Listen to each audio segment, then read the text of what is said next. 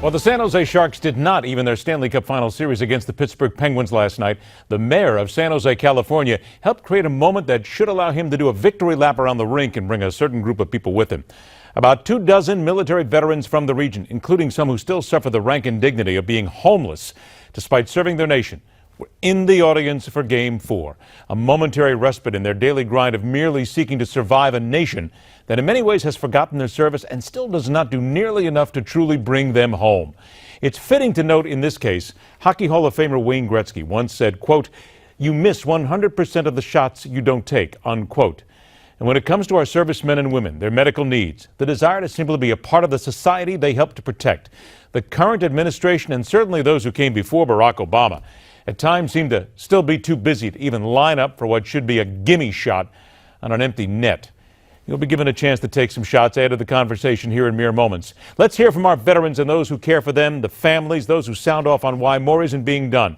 Get on the line right now, 1-877-NEWSMAX, 1-877-639-7629. We'll get to you momentarily. Our special guest, a retired commander in the U.S. Navy, more than 20 years serving his country, attended law school at night, still on active duty, now a respected member of the legal profession, who provides free legal counseling to vets from his office in Slidell, Louisiana. Welcome, Commander John Wells, to the Hardline. Commander, thank you so much for joining us, and thank you so much for your service, my friend. It's always a pleasure to interview those veterans because we cover that story here and we talk about it a lot. So let me begin by this. The story I just told in San Jose, it's a wonderful story. It's great to see that. But how tragic is it that we have to make a big deal out of a story like that when just 20 veterans get something nice done to them, when there are hundreds of thousands out there who are still just struggling to survive? Well, you're exactly right, Ed. And the problem is Congress, designed an agency to take care of veterans, the Department of Veterans Affairs, and they just don't do it. They are just completely terrible from the medical systems, although there are some good hospitals. Many of our other VA medical clinics are just terrible. And even trying to get in and get the benefits that somebody is deserved becomes a major problem. But here's my question, which you can really help me with, seriously. All these cases, and I'm going to talk about the 450,000 backlog cases that are sitting there right now that you're trying to help settle. How did we get here? How could we have been so inanely stupid and insensitive to allow this to happen? Well, there's several causes. The first problem was that the VA did not prepare for the onslaught of cases as a result of the wars that we've been involved in the last 10 to 15 years. They just sat there, watched it happen all around them, and did not do the prior proper planning, which they needed to prevent the terrible performance that we have seen. Then, when all the pressure came out about wait times and backlogs, they took the approach of just denying claims. Then I moved it from the original backlog right into the appellate backlog. And now we have 450,000 appeals. Plus, the crux of the problem is that the Board of Veterans Appeals, it's kind of like the intermediate appellate facility, unlike any other federal adjudication system, the people making the decisions are not administrative law judges, number one. Number two, there is no control and no quality control on their decisions. Over half of the decisions that are sent up to the Court of Appeals of Veterans Claims are kicked back by the court. The court says we can't make heads or tails of this. Let me do this, because with almost 500,000 cases here, and by the way, 1-877-NEWSMAX, if we have somebody who wants to talk about this, who wants to mention this, a veteran themselves, we want to hear from you as well. Get a quick comment in here. But let me ask you about Blue Water Navy vets from Vietnam. This seems to me to be something else that is just ridiculous.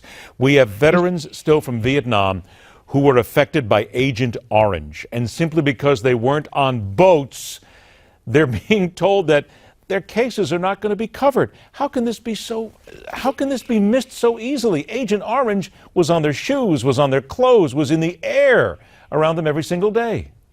Well, that's exactly right. And what happened was back in 1997, some idiot in the VA General Counsel's office said, oh, the statute says service in the Republic of Vietnam, that must mean the landmass, forgetting that the territorial seas and the bays and the harbors are part of the sovereign territory of Vietnam, which we did recognize by treaty. So now they're saying that the Agent Orange stopped at the water's edge. No, it was mixed with petroleum. It was sprayed on the riverbanks. It washed into the rivers. We have a report that shows toxic levels of Agent Orange in Nha Trang Harbor 20 years after the war.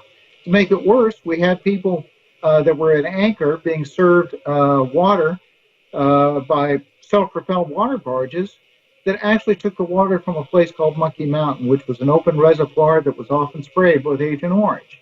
So it constantly got into the water supply. The distillation system that was supposed to purify the salt water so you could drink it did not remove the dioxin, it actually enriched it. The University of Queensland proved that. Our Australian allies have been granting the presumption for years. The United States Institute of Medicine has confirmed it. But the problem is with the VA, they just can't seem to understand. Petroleum floats, number one.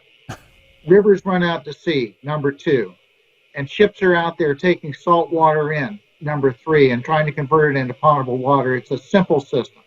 3/4 of the United States House of Representatives are supporting a bill to extend the presumption out to the territorial sea. 75% of the House, and it's 43 senators in the United States Senate.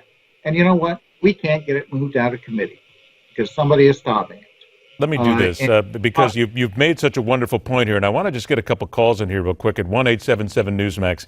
Betty from Louisiana, maybe right down the hill from Slidell here. But Betty, as an American, how embarrassed are you that our veterans are homeless and are still trying to get their medical care? How badly does this embarrass you?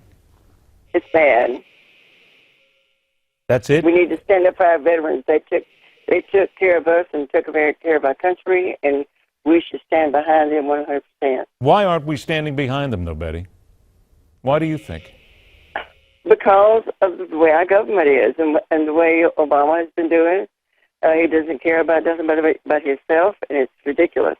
All right. And why would we want Hillary in there when she's the exact same as Obama? Okay, we want to stay away from the politics on this right now, Betty. We appreciate your call, though. Thank you for joining us at 1-877-NEWSMAX. Commander, look, and again, I'm going to try and stay out of some of the politics here.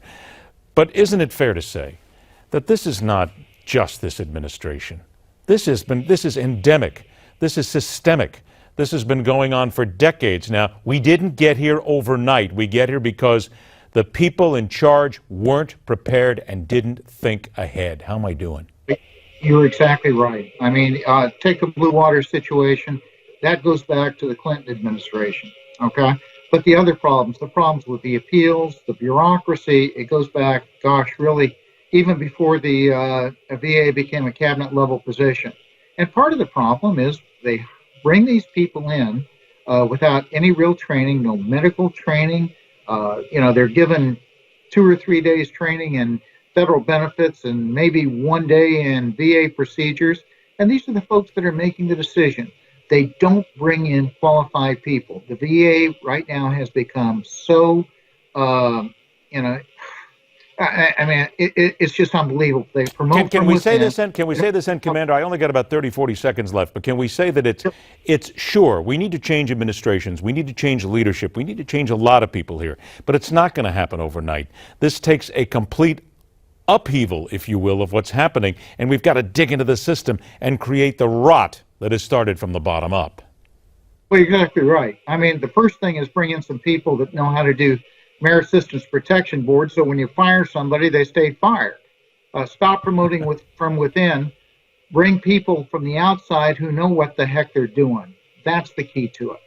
And that is the thing that we have to focus on here, people. You can talk about changing people in charge of administrations, but it is time for the American people to stand up. If you have a veteran in your family, even if you don't, this is despicable for us and what these veterans have to go through just to live. Now, for those seeking to get in touch with Commander Wells, his website is Military-Veterans Advocacy.org. Give it a shot. Look at it. Try to get involved and do your best at the voting booths as well to make sure that we change what's happening here. Commander John Wells, it's a pleasure to have you on the show. Thank you so much. Good luck in what you're doing. We will stay in touch down the road, my friend. Thank you very much. Thank you so much. It is our pleasure. There is nothing like making sure that our veterans are cared for. That has to be paramount. Rock on, true believers. Thanks for joining us.